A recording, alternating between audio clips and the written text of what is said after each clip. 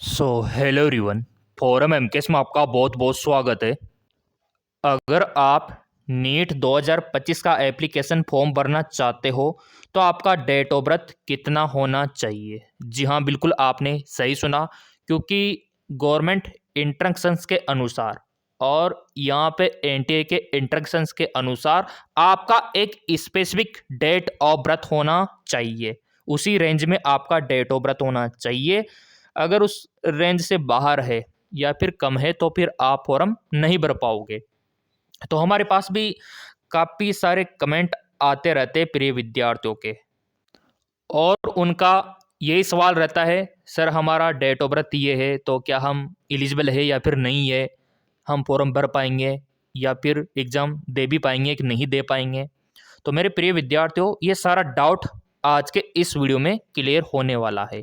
यह वीडियो देखने के बाद आप खुद डिसाइड करोगे कि हम नीट 2025 का फॉर्म भर पाएंगे या फिर नहीं भर पाएंगे, और दूसरों को भी बता पाओगे कि आप दे भी सकते हो या फिर नहीं दे सकते।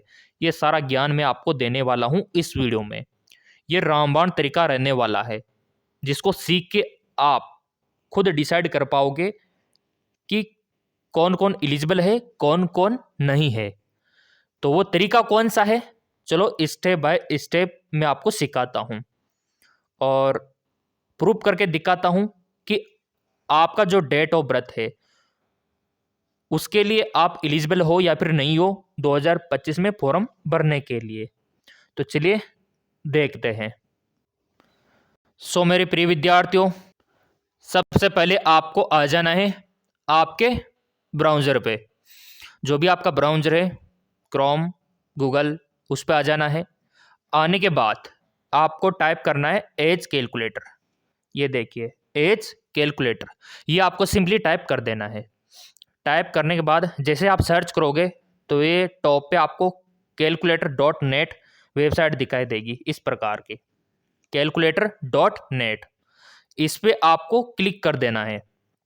जैसे आप क्लिक करोगे इस प्रकार का इंटरपेज ओपन होगा, एज कैलकुलेटर। तो सिंपली आपको करना क्या है, ये आपको टेबल दिखाई देगी। तो नीचे तो आपको क्या क्राइटेरिया सेट करना है, ऊपर क्या करना है। तो देखो, ऊपर लिखा हुआ है डेट ऑफ बर्थ। क्या लिखा हुआ है? Date of birth. नीचे लिखा हुआ है age at the date of. अब देखो, नीचे तो आपको मेंशन करना है सभी को दिसंबर और तारीख 31 और ईयर 2025। ये तो सभी को पिक्स कर देना है, नीचे वाला क्राइटेरिया ये तो पिक्स रहेगा आपका। जो भी डेट ऑफ बर्थ तो ऊपर चेंज होगा। अब मान लो ऊपर आपका डेट ऑफ बर्थ मान लो आपका 11 अगस्त 2008 है, तो यहाँ पे आपको अगस्त मेंशन कर देना है।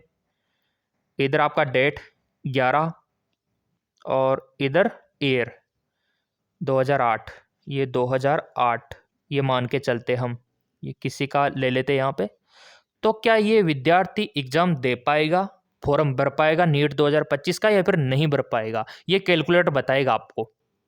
तो देखो, यहाँ पे हमने इंटर कर दिया आपका डेट ऑफ बर्थ, जो भी आपका हो आप करके देख लेना, ठीक है। अब कैलकुलेट पे नीचे क्लिक हमको करना होगा, ये कैलकुलेट पे।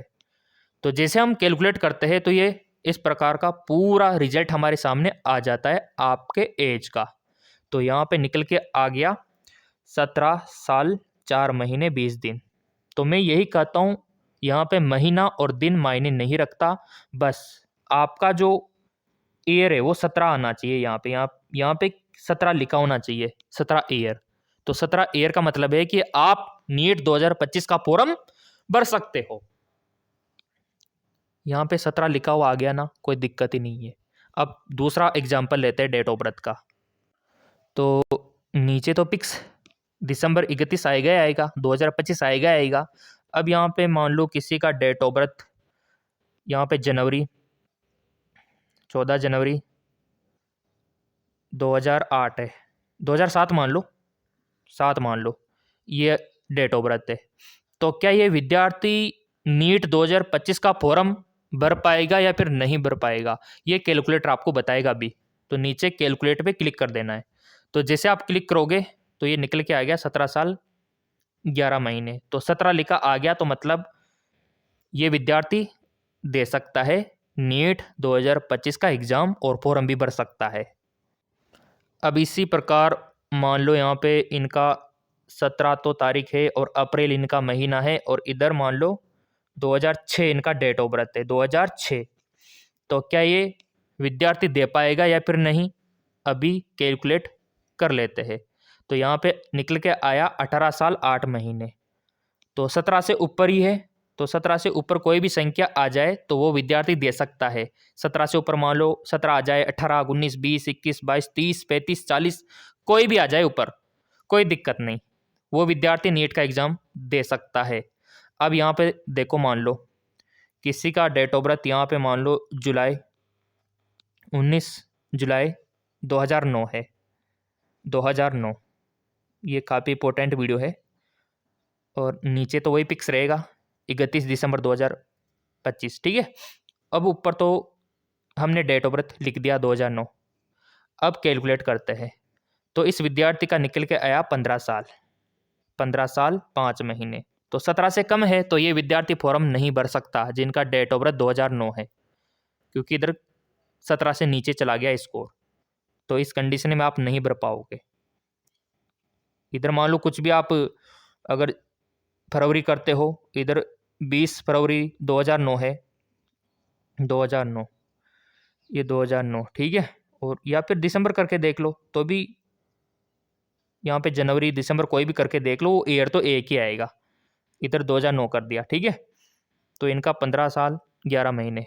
तो 2009 का जो डेट ऑफ बर्थ है वो विद्यार्थी फॉर्म नहीं भर पाएगा, क्योंकि इनका स्कोर चला गया 17 से नीचे एज का। तो इस प्रकार आप चेकआउट कर सकते हो।